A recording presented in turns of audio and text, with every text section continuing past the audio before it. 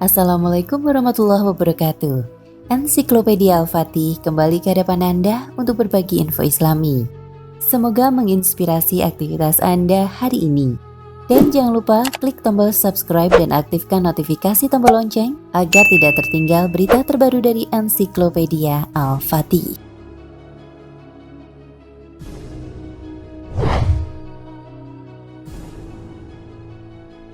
Di antara tanda-tanda kiamat kecil ialah muncul banyak fitnah, banyak terjadi pembunuhan, perbuatan hina merajalela, perbuatan keji dan kemungkaran semisal zina, minum arak, perjudian, merasa bangga dengan perbuatan buruk dilakukan secara terang-terangan. Sehingga orang yang berpegang teguh pada agamanya bagikan orang yang menggenggam bara api.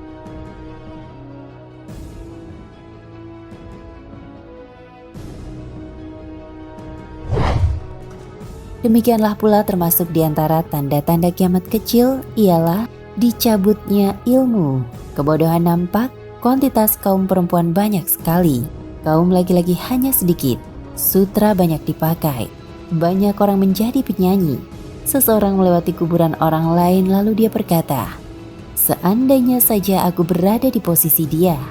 Rasulullah bersabda, "Sungguh akan ada pada umatku beberapa kelompok manusia yang menghalalkan zina, sutra, khamr atau minuman keras dan alat musik."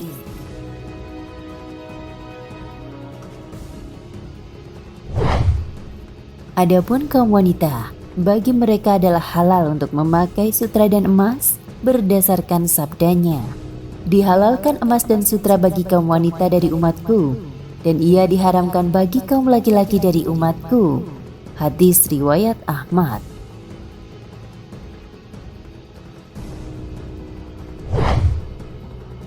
Laki-laki tak boleh berpakaian sutra. Siapa yang memakai sutra di dunia tidak akan mengenakannya di akhirat. Sabik dalam bukunya Fikih Sunnah menyatakan, mayoritas ulama berpandangan bahwa memakai sutra dan duduk beralaskan sutra haram hukumnya. Tidak ada pertentangan di antara mereka dalam masalah ini. Bagi perempuan, pakaian sutra tidak menjadi masalah.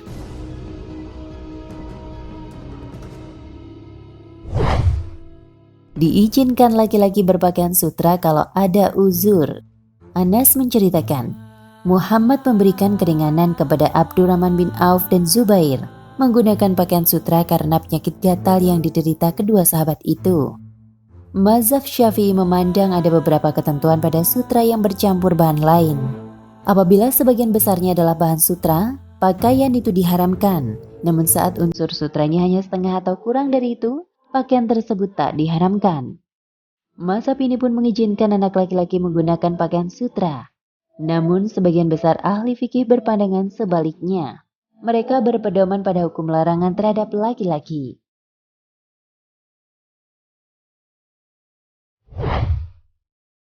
Itulah sesuatu yang harus diingat dan diamalkan oleh laki-laki. Jangan sampai hanya karena ingin menjaga penampilan dan terlihat bagus di mata manusia, kita tidak mengindahkan perintah dan larangan Allah Subhanahu wa Ta'ala.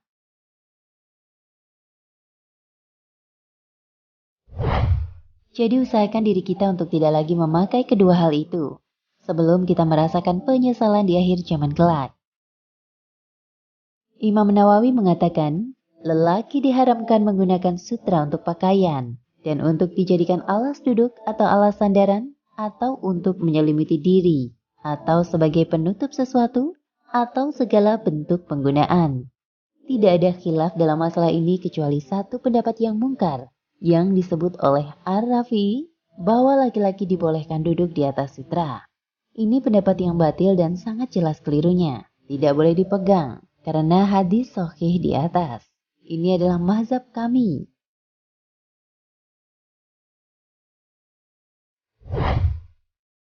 Adapun memakai pakaian sutra, maka ini disepakati haramnya. Adapun penggunaan selain pakaian, Abu Hanifah membolehkannya. Adapun Malik, Ahmad, Muhammad, Daud dan selainnya sepakat dengan kami akan keharamannya. Dalil kami adalah hadis Huzaifah. Dan karena sebab pelanggaran menggunakan pakaian sutra, ini juga terdapat pada penggunaan sutra untuk selain pakaian, Al-Majmu'.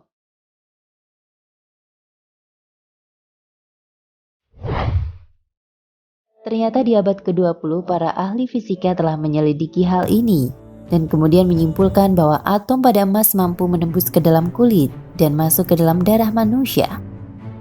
Dan jika pria mengenakan emas dalam jumlah tertentu dan dalam jangka waktu yang lama, maka dampak yang ditimbulkan yaitu di dalam darah dan urin akan mengandung atom emas dalam kadar yang melebihi batas, dikenal dengan sebutan migrasi emas. Dan apabila ini terjadi dalam jangka waktu yang lama, maka akan mengakibatkan penyakit Alzheimer. Sebab jika tidak dibuang, maka dalam jangka waktu yang lama, atom emas dalam darah ini akan sampai ke otak dan memicu penyakit Alzheimer.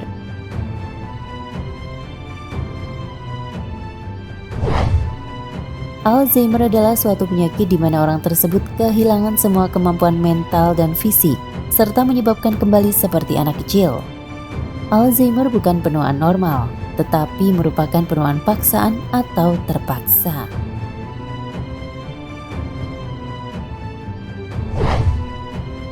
Dan mengapa Islam membolehkan wanita untuk mengenakan emas? Wanita tidak menderita masalah ini, karena setiap bulan, partikel berbahaya tersebut keluar dari tubuh wanita melalui menstruasi. Itulah sebabnya Islam mengharamkan pria memakai emas dan membolehkan wanita memakai perhiasan emas.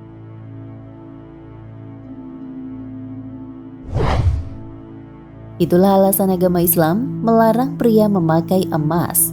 Ternyata hal ini telah diketahui Rasulullah Muhammad SAW 1400 tahun yang lalu.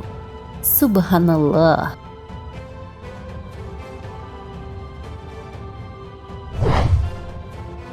Nah pemirsa Ensiklopedia Al-Fatih, sampai di sini perjumpaan kita kali ini. Semoga menginspirasi.